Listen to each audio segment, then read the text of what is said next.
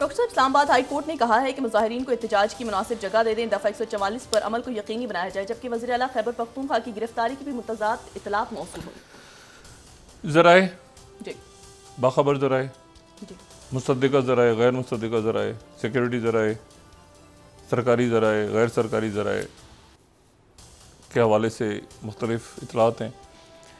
असल जो अहम बात है वो ये है कि एहतजाज कल से आज तक अभी तक तहरीक इंसाफ का जारी है। दूसरी बात यह है कि इसमें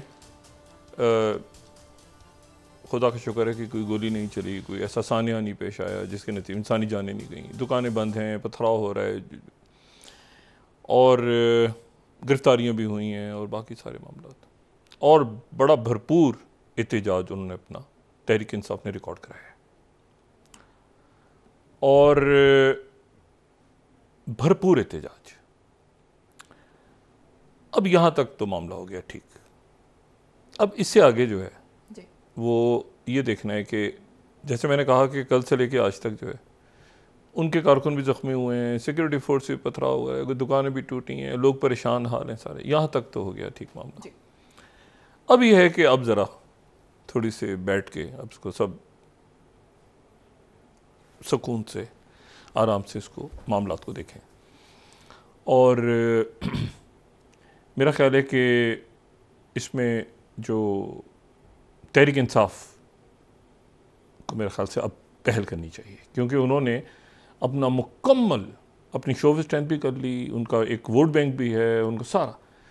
अब यहाँ पे जाके ज़रा क्योंकि देखें बात ये है कि ये जो अरेंजमेंट है, सिस्टम है, तो गायब है, ये तो नहीं है, ये तो सिर्फ मौजूद है उस पर, बाकी हैं सिक्योरिटी फोर्सेस, पुलिस। अब देखें जो वाक़या पेश आया, फिर शहादतें हुई हैं दोबारा। हमारे बड़े बहरान हैं, मुल्क के बड़े बहरान हैं, तो उसमें अभी जो पुलिस वाले हैं, लेकिन वो अपनी ड्यूटी पूरी, वो वही पुलिस वाले उसी क्लास के हैं जिस क्लास से वो बेचारे जो एहतजाज करने वाले कारकुन हैं वो उनको मार रहे हैं उनको। तो यहाँ पर और जिनकी गाड़ियाँ जल रही हैं वो भी जो है वो भी भैया तकलीफ़ में, जो ताजिर आज यहाँ पे गए। तो मेरा ख्याल है कि अब ऐसी जगह आ गई कि भरपूर देखें उनका वोट बैंक मौजूद है, इस पर कोई शक नहीं, उन्होंने एहतजाज भी भरपूर करवाए। अब इससे आगे जो है, इससे आगे कि वो मामलात और किसी तरफ चले जाएँ, कोई इंसानी जानें चली जाएँ, कोई नुकसान हो जाए, कोई यहाँ पे जो मनाजिर जा रहे हैं दुनिया, तो यहाँ मेरे ख्याल से अब मेरा ख्याल है कि वो तो देखें वो तो आराम से बैठे हैं ना अरेंजमेंट में लोग, उनको तो कोई इशू तो ट्वीट कर दिया वो कर दिया, लेकिन तहरीक इंसाफ के जो क़यादत है अब उनको ज़रा थोड़ा सा पीछे हट के देखना है कि वो आगे क्या करते हैं। और मेरा अपना अंदाज़ा ये है कि वो इस भरपूर एहतजाज के बाद, मैंने कहा ना कल से लेके आज तक उनके सारे कारकुन, बहुत कारकुन पहुँचे उनके, और उन्होंने यहाँ पर जो है वो आगे आते थे। अच्छा, पुलिस ने भी बड़ा रिस्ट्रेन किया, ये शेलिंग वेलिंग ये तो होता है, लेकिन पुलिस ने भी किए, उन्होंने भी किया। ना ऐसा वाक़या कोई पेश आया कि पुलिस के सर पे हमें नज़र आए कि खून हुए हैं, ना बहुत ज़्यादा मुजाहिरीन को ना हो, तो उनकी ख़वातीन भी सारी रात और कारकुन भी सारे और पुलिस वाले भी। तो ये एक आप समझें कि एक एहतजाज जो है वो हो गया। इससे अब कहते हैं ना पीछे, अब यहाँ क्योंकि इससे आगे पे नुकसान है, सबका नुकसान है। ये बाद नुकसान ऐसे होते हैं वो किसी एक का नहीं होता, वो सब बाद दफ़ा विन विन होती है ना, बाद दफ़ा लूज लूज, सब हारते हैं उसमें। तो यहाँ से अगर आगे जाएंगे ना तो कोई नहीं जीतेगा, सबकी शिकस्त होगी। तो मेरा ख्याल है कि अब चूँकि फ़ैसला जो है उन्होंने करना है और उसमें तहरीक इंसाफ ने फैसला करना है और सिक्योरिटी फोर्सेस को भी और पुलिस को भी आजमाइश में नहीं डालना कि भाई वो उनको पकड़ लिया। ये मैंने कहा ना आपसे, दोनों तरफ से बड़ा अच्छा रिस्ट्रेन हुआ है। पुलिस की तरफ से भी हमें कोई मंजर ऐसा नज़र नहीं आया कि कारकुन ज़ख्मी हो गए हैं, सर फट गए हैं, लाठी नहीं, उन्होंने भी रिस्ट्रेन किया। शेलिंग वेलिंग ये तो होता है ऐसे मौक़ों में, और कारकुनों ने भी ऐसा नहीं कि पुलिस वाले को पकड़ लिए और ऐसे मनाज़िर नज़र नहीं आए। तो ये बस अब इससे आगे जो है, क्योंकि सड़कें बंद हैं, शहर बंद हैं, तहरीक इंसाफ की क़यादत और हुकूमत तो है ही नहीं ना, वो तो सारे, मैंने चेक किया कि कौन कितने वज़ीर आए, तो इस्लामाबाद में मेरे ख्याल से कोई एक आधी वज़ीर थे, बाकी तो सारे अपने अपने इस्लामाबाद में नहीं थे, हुकूमत नहीं थी यहाँ पे अमलन।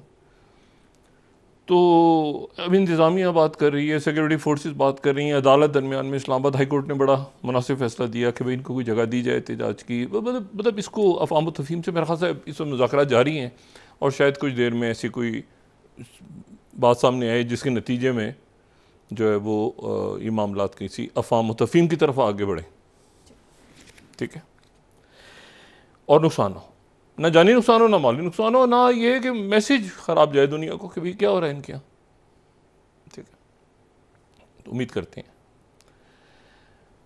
और ये इसकी भी कभी इंक्वायरी होनी चाहिए कि पता नहीं ये 5,000 रुपया रोज़ का किराया है कंटेनर का या 10,000 रुपये किराया है। ये कंटेनर्स का भी एक कारोबार है, इसके पीछे भी कहानी है जो कभी ना कभी खुलेगी।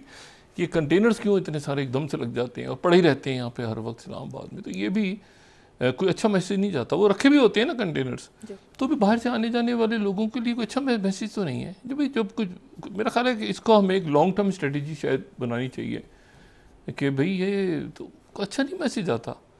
मतलब है कि इतना खूबसूरत शहर है इस्लामाबाद, तो उसमें कंटेनर्स ही कंटेनर्स लोहे के रखे हुए हैं।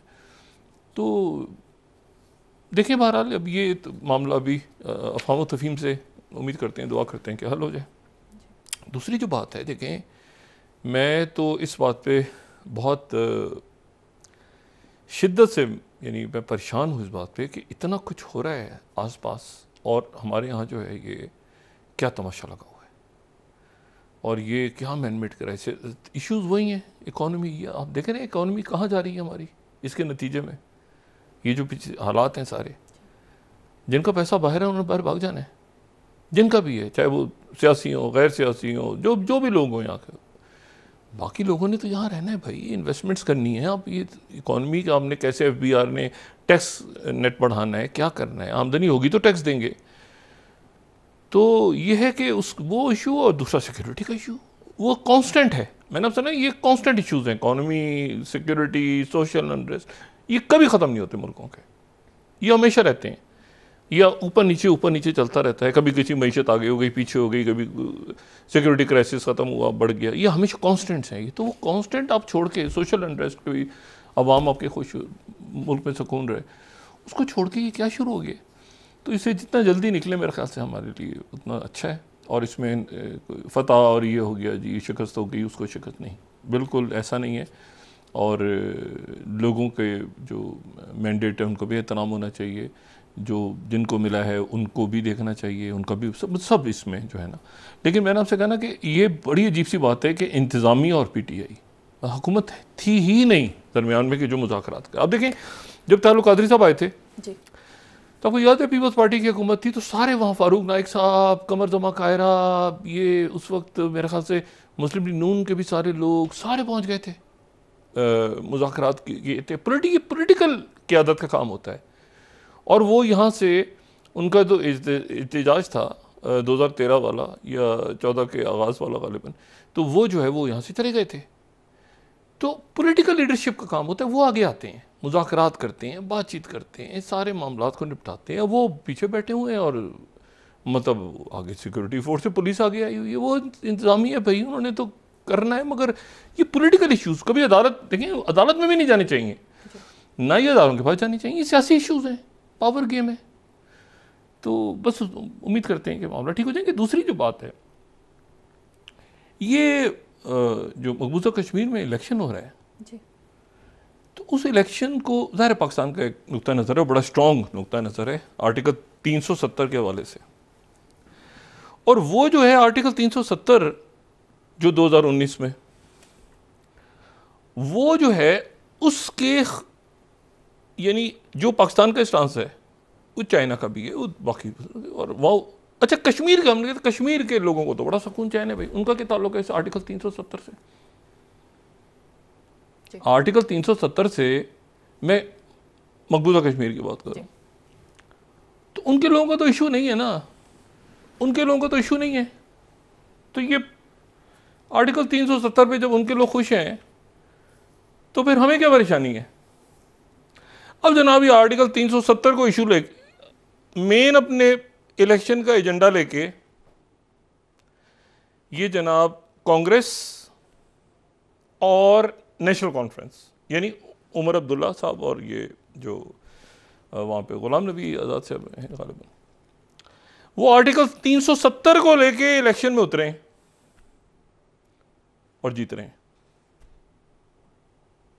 कि हम आर्टिकल 370 को बहाल करेंगे और जीत रहे हैं। बीजेपी आ रही है, यानी किसने कहा था बीजेपी को कि इलेक्शन करवाओ? अच्छा, ये एग्जिट पोल्स हैं, यानी आप ये देखें कि एग्जिट पोल्स अभी तक जो आ रहे हैं वहां से, तो मैं तो एक तो हरियाणा के अंदर ये अजीब हुआ है तमाशा। अच्छा जी, 32nd ये BJP projected to miss third term, ये जनाब हरियाणा के अंदर भी कांग्रेस वहाँ जीत रही है। अच्छा, इंडिया टुडे को देखें, 33rd slide, India bloc ahead, Mehbooba Mufti's BJP crashes.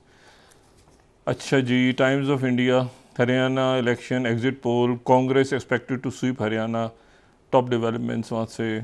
उसके exit polls, Times of India predicts Congress government in Haryana, as for National Conference alliance in Jammu and Kashmir. तो ये तो 370 के ऊपर ही तो इलेक्शन हुआ है, ये 370 के ऊपर ही तो इलेक्शन हुआ है। एबीपी लाइव, सारे मीडिया के उनके poles. 36th prediction show Congress और National Conference to attain majority in Jammu Kashmir 40-40। ओ भाई, ये इसी पे तो 370 भी तो इलेक्शन हुआ है। ये मैं आप इसका दिखा के, जाहिर है इलेक्शन का फाइनल रिजल्ट आएगा तो हम देखेंगे 370 पे ही तो। ये देखें इन्होंने क्या कहा था 37 the Hindu, abrogation of article 370 not an act of God will be restored. इसी को लेकर तो ये आगे आए थे उमर अब्दुल्ला, ये इसी पे तो वो आगे आ गए। और ये उसके बाद इंडिया टुडे थोड़ी देर पहले, जम्मू कश्मीर में pass resolution against ending article 370 after polls. तो वो 370 को लेके उन्होंने इलेक्शन की कैंपेन बनाई है और 300 वो आगे आ गए। अभी तक एग्जिट पोल्स जितने आ रहे हैं वहाँ से, तो वो तो यही है। अब फाइनल रिजल्ट आता है तो हम उस पर कोई बात करेंगे, लेकिन ये तो अजब हुआ है सिलसिला, अजीब मामला हो गया भाई। बीजेपी सोच रही होगी कि ये कैसे, मतलब प्राइम मिनिस्टर मोदी होता है ना, किसने कहा था इलेक्शन होगा, ये वो सारा वो जीत गए। वो जो उन्होंने कहा था पहले, उसमें आते ही हम जो है इसको 370 में फैसला करेगी पार्लियामेंट। तो देखते हैं क्या होता है, हंग पार्लियामेंट आती है क्या होता है, लेकिन एक रौला है। ठीक है, तो 370 के ऊपर ही वहाँ पे जितना वोट इनको पड़ा है वो 370 पे ही पड़ा है, आर्टिकल 370 पे ही वोट पड़ा है। तो ये इशू नहीं है क्या आर्टिकल 370? मकबूजा कश्मीर के लोगों ने आर्टिकल 370 पे वोट दिया है ना, तो ये इशू नहीं है क्या? अच्छा, तो ये बड़ी एक इंटरेस्टिंग डेवलपमेंट हो रही है पड़ोस में। अच्छा,